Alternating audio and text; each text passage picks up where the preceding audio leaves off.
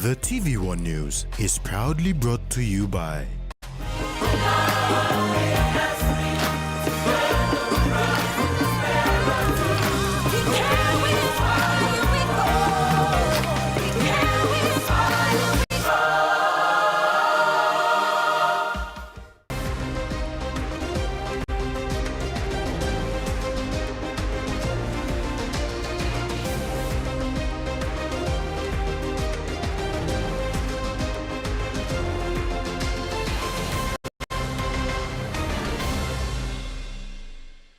Hello and welcome to another TV1 News edition.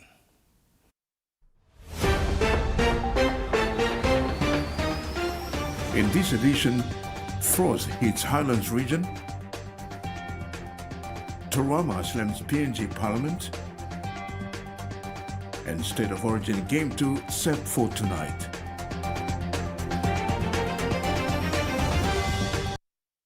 People in Tambul, Western Highlands province woke up this morning to devastating scenes as frost covered their food gardens. With the country now experiencing an El Nino period and scientists warning of a Super One, the first impacts were evident today. Len Moses Pamenda, a teacher at Kiripia Secondary School, shared photos on Facebook showing gardens covered with what looked like snow. He said as the sun rose, the frost began to melt, but the damage had already been done. Crops exposed to frost are expected to wither and die in the coming days. They're expecting more frost in the coming days. Farmers and growers nationwide have been advised to prepare for the effects of the upcoming El Nino. The Farmers and Settlers Association has called on farmers to be vigilant and take measures to protect their farms and crops. Smallholder farmers and growers have been urged to implement essential measures to protect their agricultural commodities and livestock in anticipation of the impending Super El Nino. Farmers and Settlers Association President Wilson Thompson encouraged farmers and growers to focus on their food crops and small livestock by clearing weeds, enhancing drainage, and implementing effective shade management. He also noted that farmers should keep their water wells and drinking water areas covered free from pollution. He called on everyone to take extra precaution and to take heed of warnings by PNG Weather Service. According to the PNG National Weather Service, PNG is at the crossroad of being hit hard by El Nino-induced drought this year.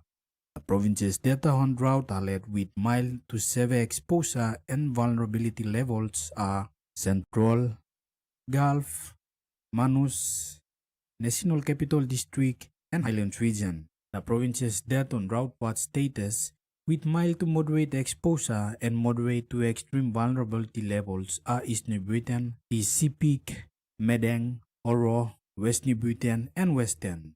The National Weather Service predicted that the El Nino will be similar to the one in 1997 to 1998 and the recent one in 2015 to 2016. In St. Louis, TV1 News. Children in Papua New Guinea face high risk of climate change, with around 1.5 million children, or 1 in 3 children, exposed to at least 2 overlapping climate hazards, according to UNICEF's new Children's Climate Risk Report 2026, released yesterday. More than 305,000 children are exposed to 3 overlapping hazards. These compounding risks increase the likelihood of illness, food insecurity, interrupting learning, and disruption to essential services. According to the UNICEF's Children's Climate Risk Report 2026, more than 2.6 million children in Papua New Guinea are exposed to drought, over 1.8 million to frequent, longer and severe heat waves, more than 600,000 to tropical storms, nearly 200,000 to riverine flooding, and close to 150,000 to frequent fires. Almost 4 million children, or nearly every child in Papua New Guinea, are exposed to malaria, a climate-sensitive hazard that is one of the country's most significant health risks and places Papua New Guinea among those with the highest levels of child exposure globally. As a small island developing state in a fragile context, Papua New Guinea faces a unique combination of climate and development challenges. Climate-related shocks can affect children's health, disrupt learning, threaten food security, and reduce access to the services they need to survive and thrive. The findings underscore the scale of climate risk facing children and place them among the most vulnerable to the impacts of climate change. The findings also highlight how climate change is compounding existing challenges in accessing health, nutrition, education, and protection services in Papua New Guinea. Less than half of children in the country receive routine immunization. 1 in 4 children experiences severe food poverty and access to safe water, sanitation, and hygiene services remains limited in many communities. When climate shocks strike, children face increased risk of disease, malnutrition, interrupted learning, and reduced access to life-saving services. Freddie Mo, TV1 News. The Independent Commission Against Corruption is reacting to the court decision indicated to pursue this case further through a judicial review at the National Court.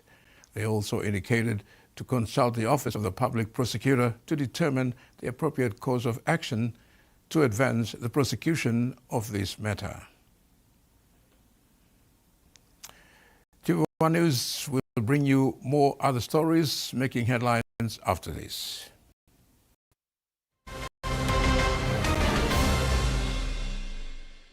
For too long, banking has felt out of reach for many. But now, PSP's One-Took Wallet is here to change that. Send and receive money, pay bills, and top up. It's your money, wherever, whenever. Because at BSP, we are committed to improving how our customers connect to our One-Talks, to our family, to the ones we love. BSP's One-Took Wallet. Money made easy. Dial *131# for everyone. Oh, what a game this has been. With a minute to go, it all comes down to this.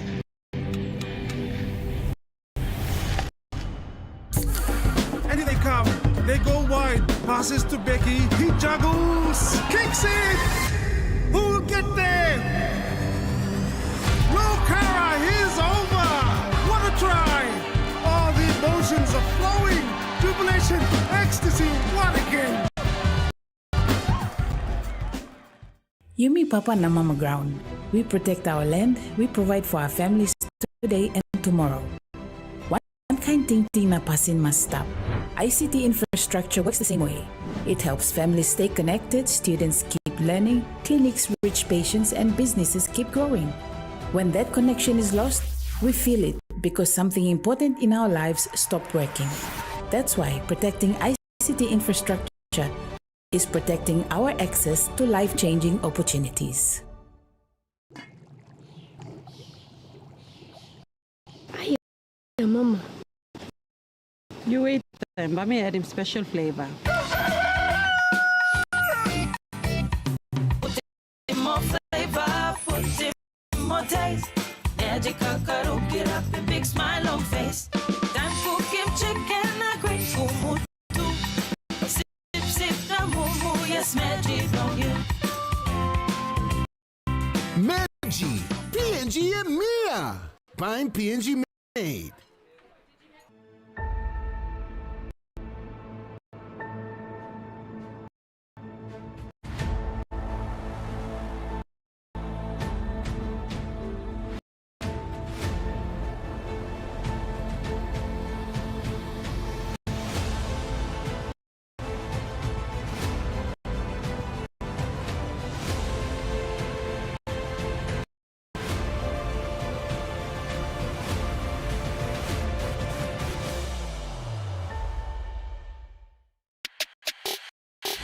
You have to meet my best friend. She's the sweetest. Hey, check out my hair. Which one? The one on your head or the one in the sink? Relax.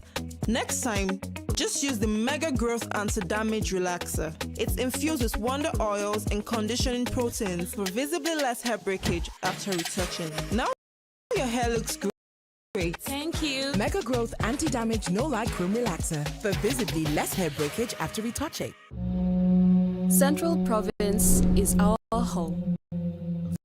The tides of the Coral Sea are our heartbeat. From the coast to the mountains, Traditions pass generation to generation. the sea and our gardens sustain us. Our songs carry our legends through time. Our home is Central Province. Our nation is Papua New Guinea. Welcome back. Transparency International PNG will host its 16th Sir Anthony Saguru Walk Against Corruption this Sunday, June 21, at the Sir John Guy Stadium. The annual event brings together government, private sector and civil society groups to promote transparency and accountability with 160 teams already registered. TIPNG says the walk focuses on 3 key objectives, with the primary one being to raise funds to support the work of TIPNG. This year's theme is Integrity and Action Now, calling on all Papua New Guineans to take a stand against corruption. Prime Minister James Marape has announced an immediate 5 million kina national government relief support package for Manus province, following the undersea volcanic activity in the Bismarck Sea that has caused large deposits of pumice in the seas of Manus, affecting sea travel, fishing, food security, water access and the daily livelihoods of coastal and island communities.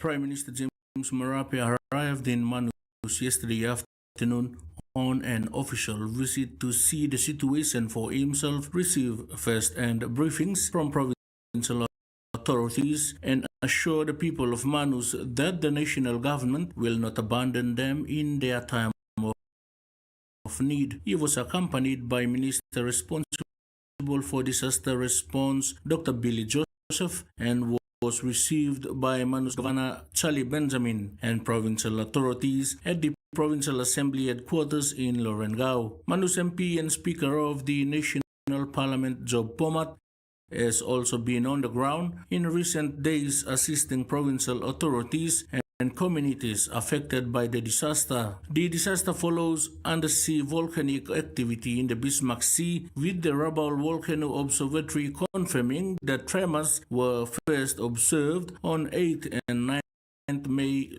2026 in the central Bismarck Sea, about 125 kilometers southeast of Manus province, in what has been reported as the first major activity of this kind since 1972. Current reports indicate that floating permit rafts have affected coastal communities, blocking sea transport, disrupting fishing, and raising concerns over food and water supplies in affected villages. Marape said the government's immediate concern was the safety, well-being, and livelihood of the people. He said the government's response would not stop at financial support, but would include technical assessments, scientific advice, logistical support, and coordinated action through the responsible cabinet ministry, the National Disaster Center, the Chief Secretary's Office, provincial authorities,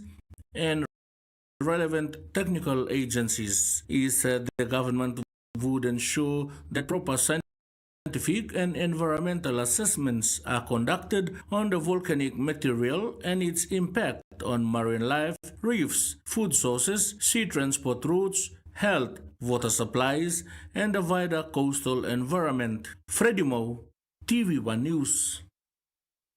A remote primary school built by local villagers in 2025 in Highlands province using bush materials has received help from Kina Bank to help improve learning conditions for students.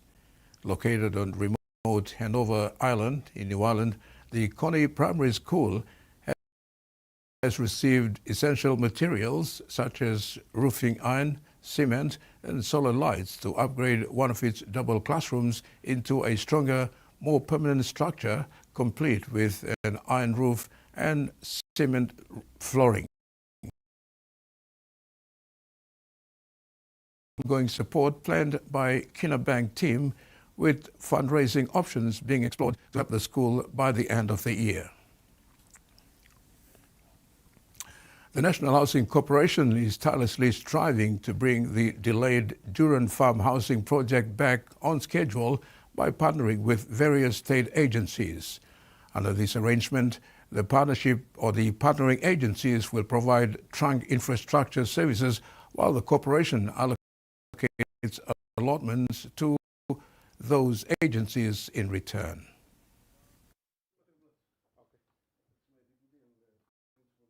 Duran Farm Housing Project is one of the largest public-private partnerships aimed at creating affordable housing for public servants. However, the development has been stalled with no further advancement since 2021. The National Housing Corporation is racing against time and is now collaborating with other state agencies to propel the initiative forward. It has gone into agreement with state institutions like Water PNG, PNG Power, and recently with the Department of Works and Highways to deliver trunk infrastructure services such as water, sanitation, roads, power lines, and others. In return, the allotments will be given to staff of those institutions. Managing Director Abel Toll said the housing project has been delayed for years. Managing Director Abel Toll said the housing project has been delayed for years, with the corporation forecast to fast-track the project, starting with its technical aspects. But we have to get things right from the start, with all technical aspects of it, in order so that we can seriously deliver to our people and our public servants affordable quality homes. Our approach is basically to try and reduce the price of a complete house as much as possible. The Internal Revenue Commission has exempted stamp duty for first-time home buyers on house price under 700,000. In that regard, the Duran Farm Housing Initiative aims to offer affordable houses below the threshold. So we try to, our designs and the cost of building a house, we try to put it must not go beyond 700. Yeah. So every public servant can be able to get it stamp duty exempt. Mr. Toll further added that NHC will go into partnership with financial institutions to make it more convenient for home buyers to obtain loans and housing advance through superannuation funds. From our part, we'll try to arrange the financial institutions to try and be able to give loans. So we try to make it a one-stop shop. When you come to us, we try to put in all the services into the allotments and also build a house for you, or our contractors can build a house, yes, and also help you get an affordable mortgage. So that's the kind of approach we're doing. Mason Lewis, TVWAN News. The Engau Memorial Provincial Hospital will have a state-of-the-art pharmacy to cater for the ever-increasing demands of Lae City and neighboring provinces.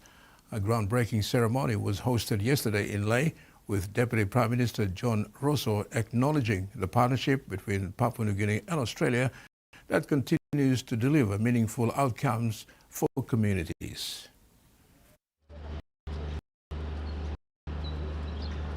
As part of the ongoing redevelopment of the Engau Memorial Provincial Hospital, a state-of-the-art pharmacy will be constructed to improve medicine storage and distribution and enhance healthcare delivery for thousands of patients who rely on the hospital each year.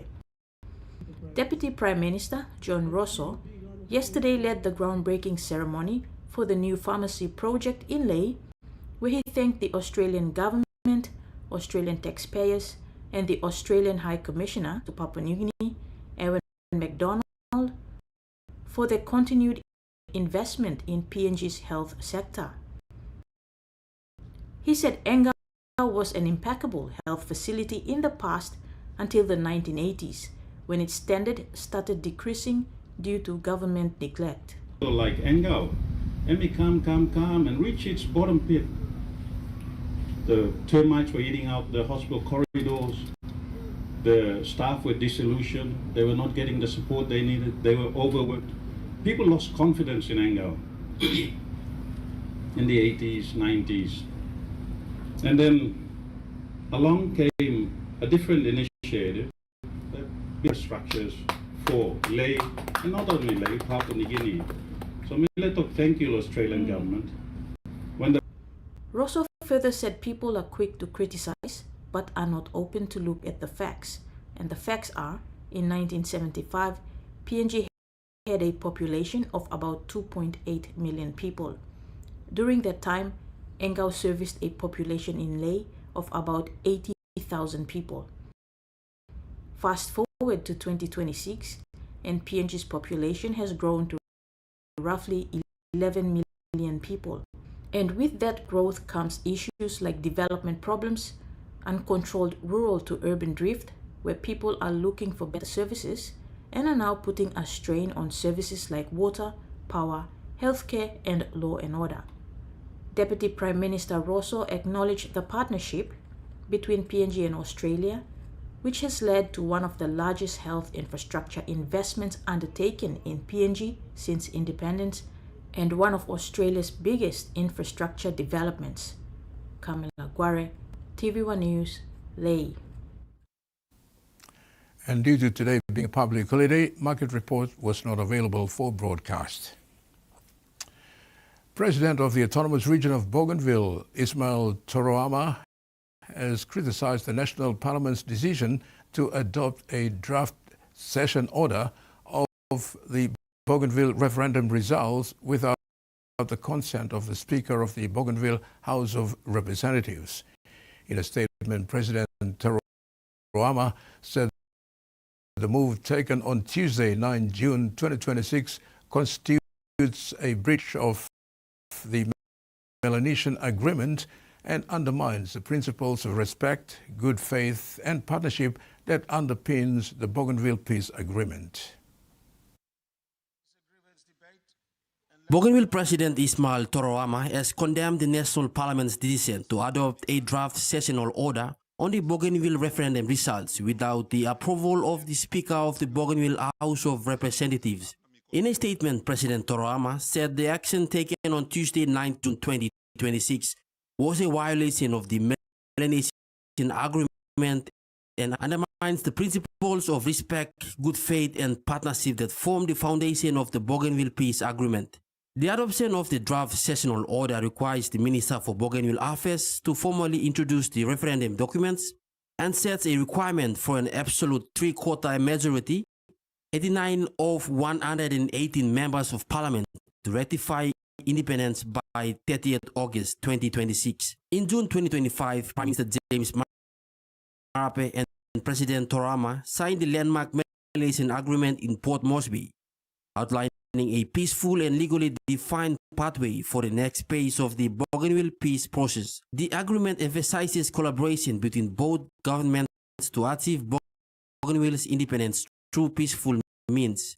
Prime Minister Marape acknowledged the 97.7% referendum result, but stressed that the outcome must still follow the established legal process. President Toroama has now called on the appointed facilitator overseeing the development of the Melanesian framework to activate provisions for international monitoring. He has also urged the convening of a meeting involving international partners, representatives of the international community, and witnesses to the Bougainville Peace Agreement signing. Michael Tamtipais, TVWAN News. Now we'll go for a break. We'll return with more news on the other side.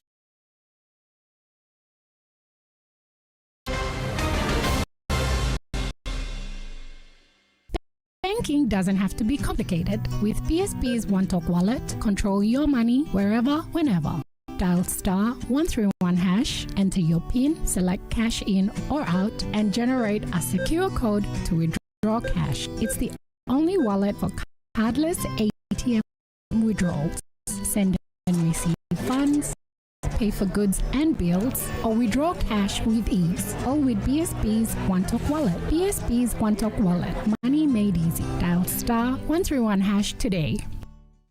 Oh, what a game this has been. With a minute to go, it all comes down.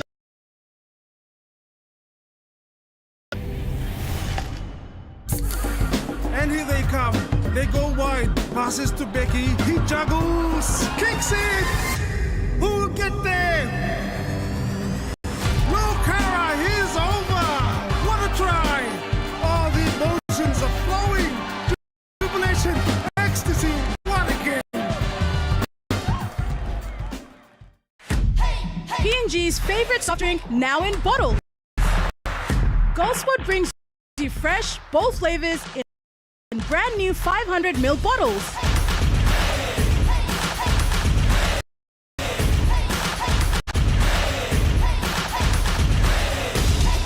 Taste the rainbow. More freshness, more flavor, more fun.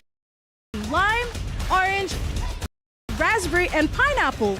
Proudly made in PNG. Proudly Goldspot. The PNG LNG project has now generated more than 30 billion kina for Papua New Guinea since production commenced. Nearly half of this amount has been paid as tax. Equity distributions are paid to KPHL and MRDC based on the interest they hold. Tax is paid to the IRC. While development levies Use our tools and condom and one way where you can abuse seek HIV, STI, na unplanned pregnancy, tingim. Use condom long right way. Stop safe na look out him yet. Use condom all get a time. Suppose you know save long HIV status long partner blog you or suppose you got plenty partner. Use condom good all get a time. Long habor seek HIV, STI, na unplanned pregnancies. Use condom ban. This platok save ikam long National AIDS Council Secretariat. It's on the Clean Cup.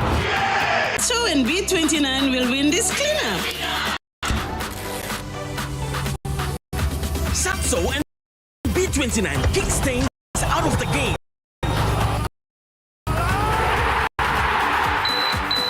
Once J and win. Spotless victory. Saxo B29. Saxo and B29, your clean champions.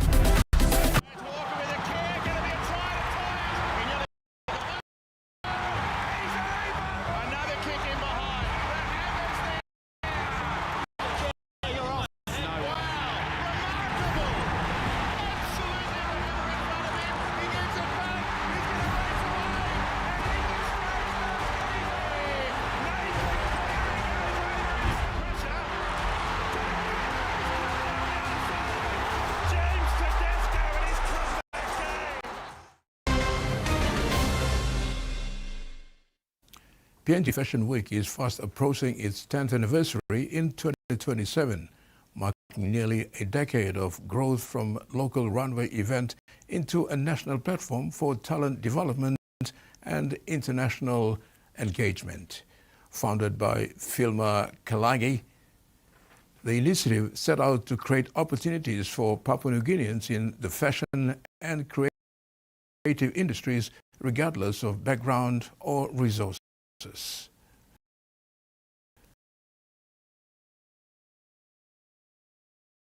Over the years, PNG Fashion Week has supported designers, models, and creatives from across the country, many of whom gained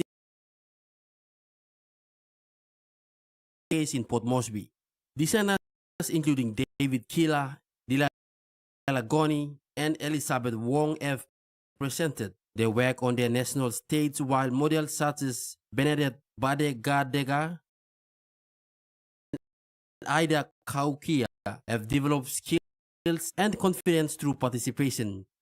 Beyond local development, PNG Fashion Week has strengthened industry capacity by bringing in international mentors. Australia educator Nicholas Huxley and Fiji Fashion Week Managing Director LNVP Knight are among those who have contributed to training and regional collaboration. The organization has also created pathways abroad. Delegations have participated in Fiji Fashion Week, while individuals such as Florence Jauke and Intena Means have represented Papua New Guinea internationally, gaining exposure to global markets. According to founder Filma Kelegai, the focus has always been on investing in people rather than events. Michael Tamtipais, TVWAN News. The Weather Bureau has declared an El Nino is officially underway, possibly bringing hotter and drier conditions across the country. They are the two words most farmers fear, and this could be the strongest in years.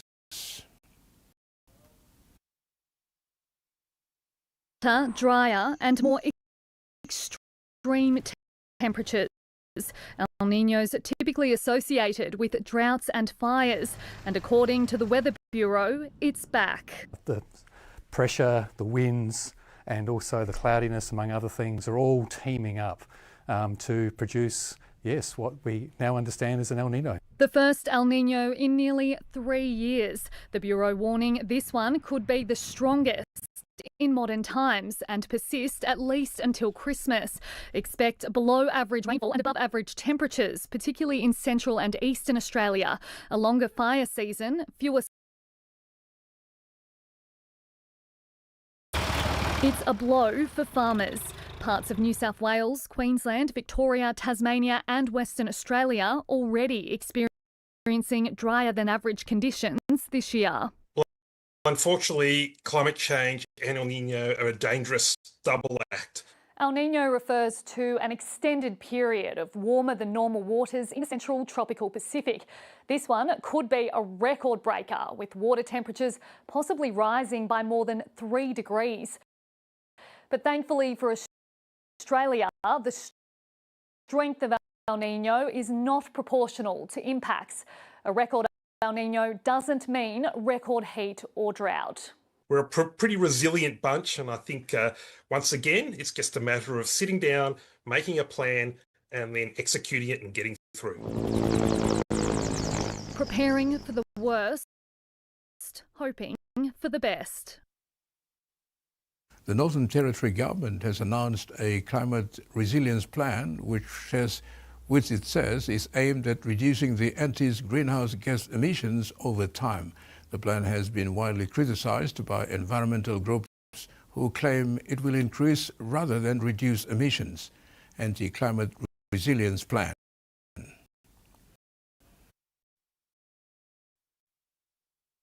A climate strategy where fast-tracking gas is top of the agenda. The Northern Territory's CLP government has released its first ever climate resilience plan, a 3-page document with 5 priorities. Number 1 includes accelerating the Beetaloo Basin gas project.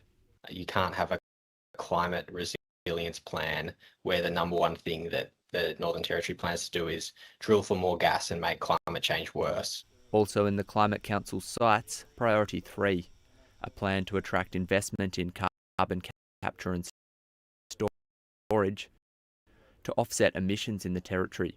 We know that carbon capture and storage, unfortunately, just does not work as it's been promised to. It's been implemented in a few spots in Australia, but it's ultimately only taken a fraction of the emissions that it was ever designed to. The Greens have slammed the plan, labelling it a joke. This plan mentions gas more than it does climate change. It doesn't mention heat, which is one of the primary causes of climate-related death in Australia. It doesn't mention cyclones, which is one of the major impacts we'll feel here in the top end. This plan is an embarrassment to the CLP. The Northern Territory's Environment Minister Joshua Burgoyne was unavailable for an interview, but said in a statement that the plan focuses on reducing emissions over time. He did not directly answer the ABC's questions about whether the NT government still has any emissions reduction targets, following the federal Liberals' decision to scrap its net zero goals last year. but said the NT acknowledges the federal government's targets of net zero by 2050.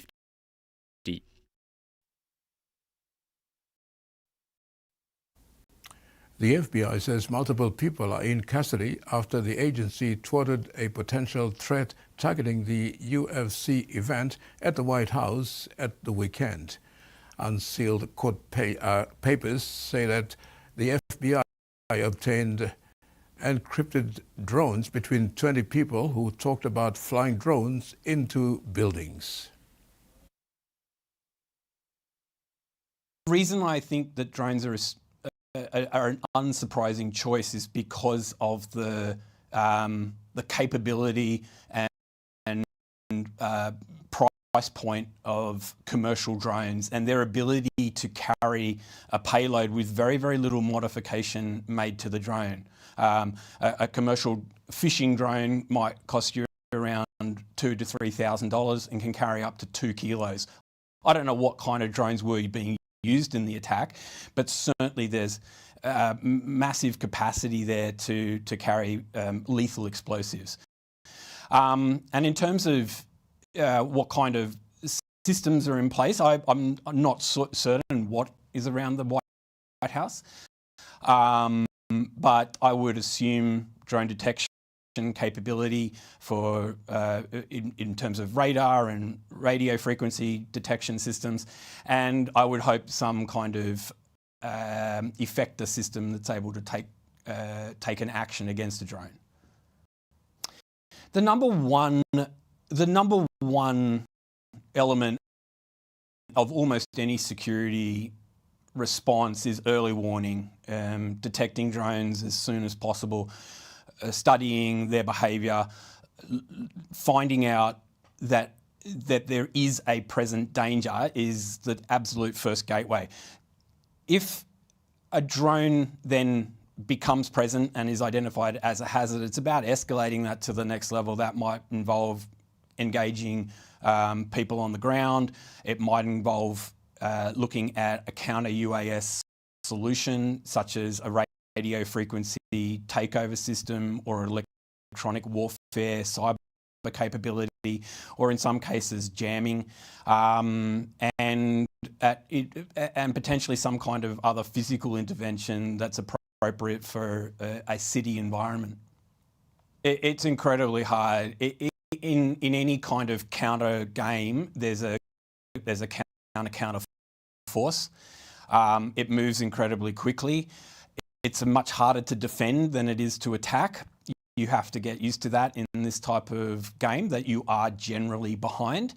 And so reacting fast is incredibly important. We see a technology refresh, or have done so far in global conflicts around the world, of around about 6 weeks before counter equipment loses its effectiveness, and that is due to the fact that people are looking for ways to get around defences.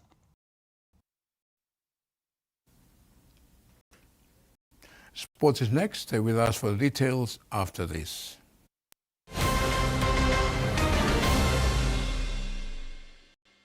Always on WhatsApp? Then this is your style of banking with TISA. Check your account balance or even chat with a TISA Bank agent. Get started today by following these simple steps. 1. Save TISA Bank's official WhatsApp number in your phone. 2. Open WhatsApp and send a simple hi. 3. Follow the menu to start banking. It's that easy. TISA Bank. Banking on change. The PNG LNG project has now generated more than 30 billion kina for Papua New Guinea since production commenced. Nearly half of this amount has been paid as tax. Equity distributions are paid to KPHL and MRDC based on the interest they hold. Tax is paid to the IRC, while development levies and royalties are paid to DPE.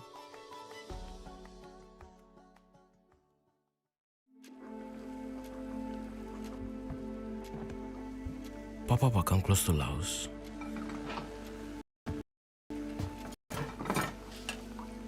Kagay no ready Mak blem pelatia. Mam stu glorasta. Saposem no ready. Ayo.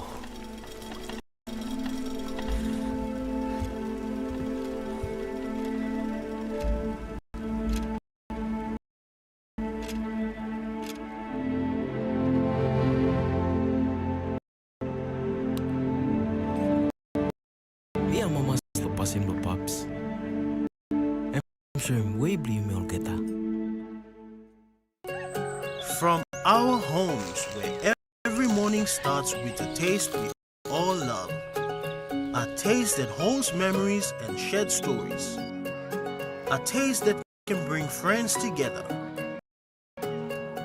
Made with care and loved in every corner of PNG.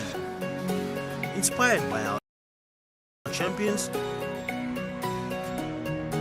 and rooted by our family values. Snacks, so crunchy and tasty, it's irresistible. Back-to-back premiers for the first time ever in AFLW. 2 years undefeated.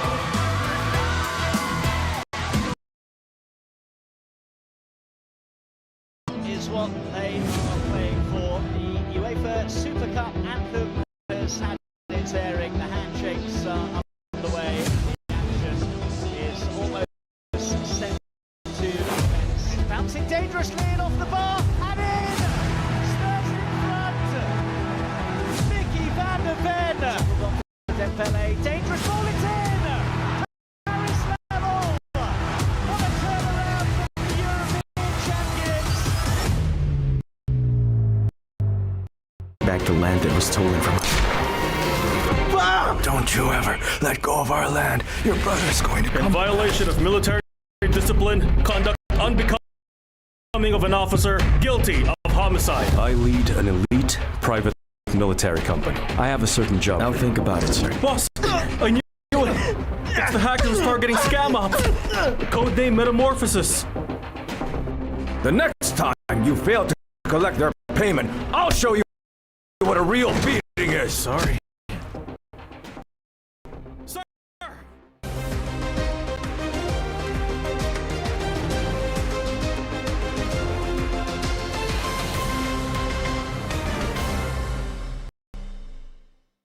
And thank you for staying with us. The much anticipated Game 2 of the State of Origin series will be played at the MCG in Melbourne tonight, where the Queensland Maroons and the New South Wales Blues lock horns in a fierce battle.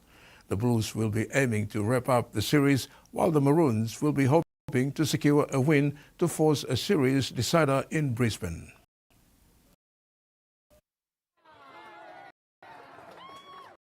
The Blues head into this clash full of confidence after winning the opening game in Sydney and will be looking to secure another victory to wrap up the 2026 series.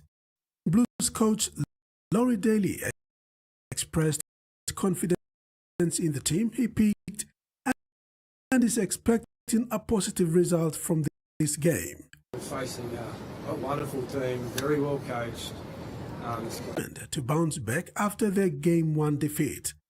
They will need to win tonight to keep the series alive and force a deciding third match in Brisbane. Billy Slater has spoken passionately about the team's preparation. He brushed off Queensland's poor record at MCG, noting that the focus is on tonight's game. What's happened in the past, whether it be 3 weeks ago, 12 months ago or 30 years ago, it's merely irrelevant, really. A great story points and talking points, I'm sure.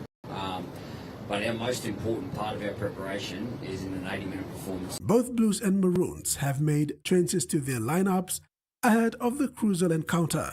Queensland coach Billy Slater has assembled a strong Maroon side, while New South Wales Blues coach Laurie Daly has named a well-balanced Blues team capable of matching Queensland's across the park. With the stakes high and state pride on the line, fans can expect plenty of exciting rugby league action from two of the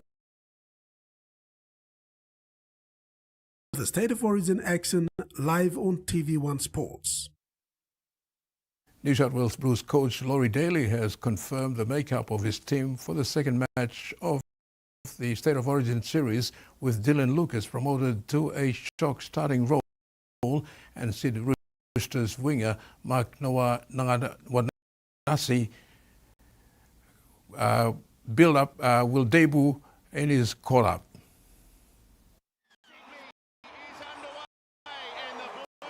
Blues coach Laurie Daly on Tuesday announced 5 changes made to his side that won Game 1 in nail-biter.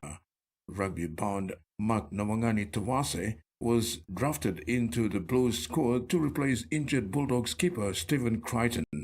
The former Wallaby star is heading back to rugby next season, fill a career goal off the bench. I think Mitch, anyone that's had anything to do with Mitch, knows he's really confident, great communicator, and for us, he gives us a lot of belief. We all know what he does as a footy player, and his hamstring injury happened on the eve of Game 1, which wasn't ideal. But he's been able to work really hard on that injury and be back and training full speed, and we've got every confidence in him that he'll make a difference to the team. Moses, meanwhile, has been named 5 fate ahead of Ethan Strange after being ruled out of Game 1 late with a hamstring injury. He's attended most Blues training sessions. However, Daly is optimistic. Yeah, he'll start on the right.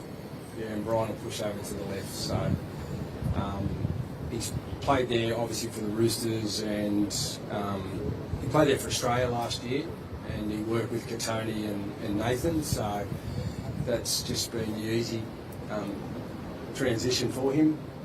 Really excited about Mark getting an opportunity. He's a big lad. I didn't realise how big he was, but hopefully he can make an impact tomorrow night. Crichton was named in the initial squad ahead of the MSG game, and even said in his post-game conference on Monday that his shoulder was the best it's ever felt, after only getting a needle up before the game. However, Daly said Crichton was in no shape to be ready for an Origin game.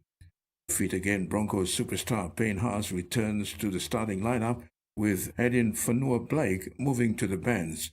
Jacob Saifiti and Blake Brayley dropped out of the squad, with Epi Korisau coming on to the bench as the second hooker.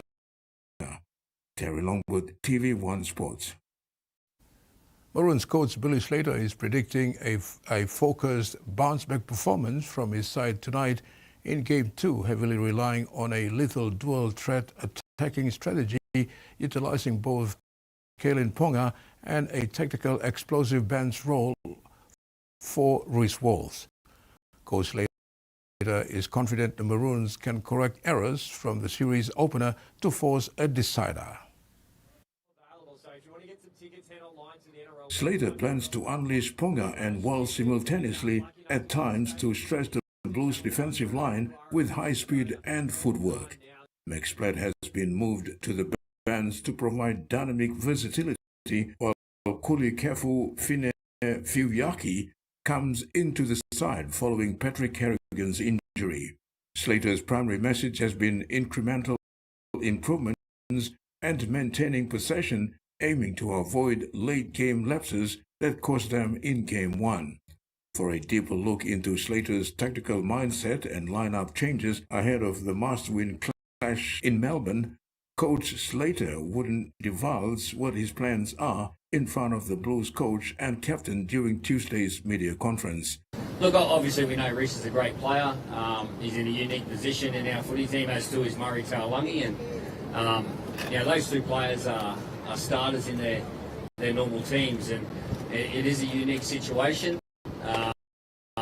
There's a couple of ways that those two players, would be used. I think injuries the first one.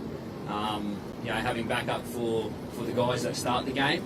But then there are some structures that we can play with and manipulate our footy team to create something with those two guys. So, unfortunately, I can't let you know, Trav, but we have had some discussions around that. Slater has backed himself up on the decision to recall Maroons' X-Factor Reece Walls for tonight's do or die, adding his influence on the field at some point of the game can be lethal.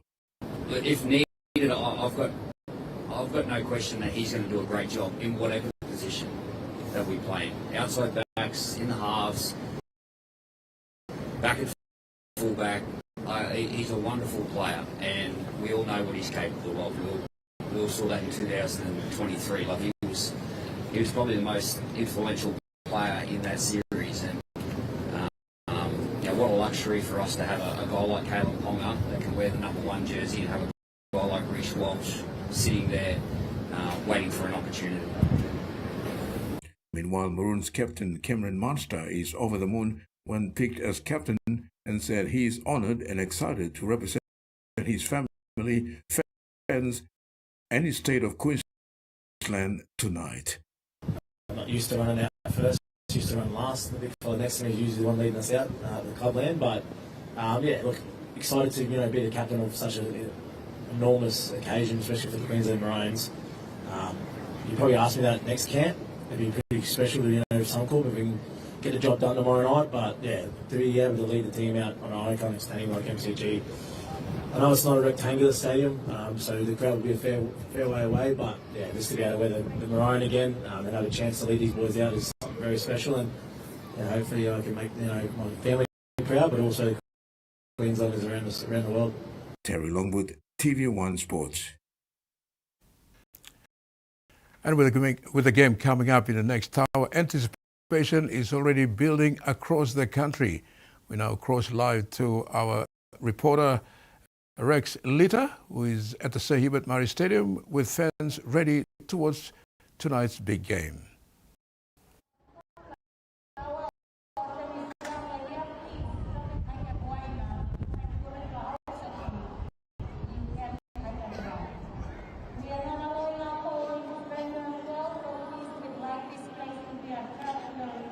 Thank you, Terry. Greetings to you all wherever you're tuning into TV1 News this evening. We are coming to you live here at the Sir Hubert Murray Stadium, one of the 11 venues actually. The State of Origin game will be telecasted on big screens tonight, this evening actually at 8:05 p.m. I had a chat with the organizers today before coming into this live cruise, and they provide me a detail on what really happened last match, actually game 1. They said they had a technical issue with the network and they couldn't have this State of Origin game 1 completed, and the fans were frustrated and they walked out at halftime break. However, things are looking different here. This match, the organizers say they've rectified that technical issue and they've fully fixed things, and it's going to be a great afternoon, evening for the rugby league supporters, actually the Blues and Maroon supporters. The fans are starting to come in, the families, the kids actually having the time. And also the securities are also doing a great job keeping out the drunkards and keeping the security for the supporters that will be watching the game this evening. Before coming here at the Sir Hubert Murray Stadium, we went to Gary, who's stage 3, where there's a setup there also. They're also part of the 11 venues throughout Port Moresby, and things there are also looking nice for this evening's game. It's actually the residential area, and the fans are also going to love what they have, and I'm pretty sure they're going to enjoy that rugby league action tonight. But earlier today we had a up with a couple of rugby league fans. Actually, I went to Bicini sports ground where there's a Sparrows netball club fundraiser and also the Zion Zilla School Carnival, and the rugby league fans are excited for this evening, and this is what they have to say about their team.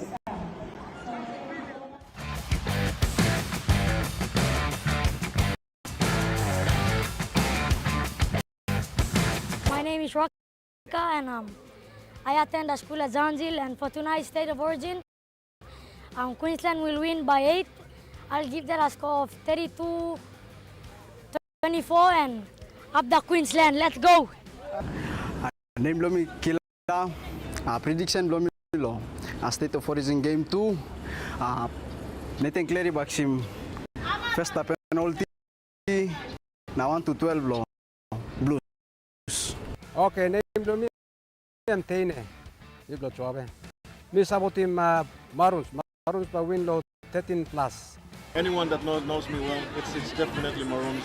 Brisbane Broncos Maroons. We should win comfortably. I reckon 14 points tonight. And yeah, we'll see you in Brisbane for the decider for the Maroons.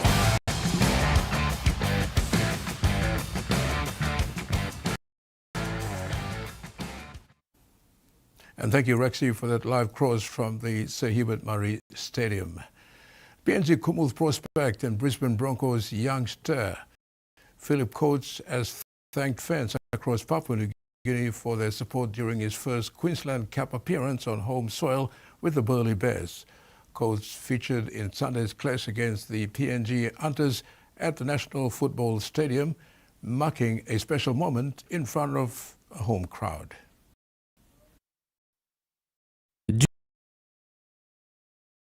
Youngster Philip Coates has sent his words of gratitude to PNG fans for showing support during his first Queensland Cup appearance on home soil with the Burleigh Bears on Sunday against the PNG SP Hunters. The 19-year-old extended special thanks to supporters from Gulf.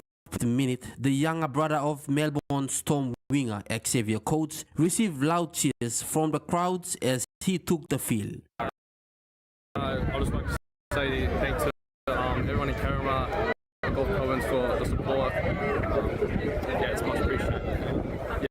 I'd like to thank the fans that came out as well. So, Coates has enjoyed a strong debut in the Queensland Cup season with Burleigh Bears, scoring 10 tries in 9 matches so far in 2026. He also made his NRL debut for the Brisbane Broncos in round 11 of the 2026 season against the New Zealand Warriors. Currently contracted to the Broncos until 2027, Coates said it is too early to consider future opportunities, including a potential move to the PNG franchise expected to enter the promising young wingers. Coates continues to build momentum as his professional career unfolds.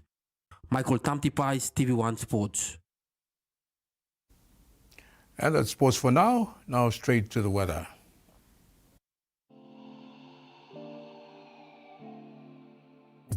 In regional forecast, southern Port Moresby, Kerama and Popondetta, partly cloudy, clear sky conditions. Momase, Lae and Medang, partly cloudy. New Guinea Islands, Lorengau, Kavieng and Buka, partly cloudy. And Highlands region, Mount Hagen, sunny and partly cloudy tonight.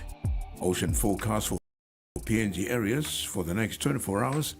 Coral Sea sees light to moderate with southeasterly winds of 10 to 20 knots. Solomon and Bismarck seas moderate to patch, and coastal waters forecast waters of southern PNG, Indonesian border to Daru to Hood Point to Samarai Islands. And waters of Samarai Island to Cape Vogel and All Milne Bay Islands,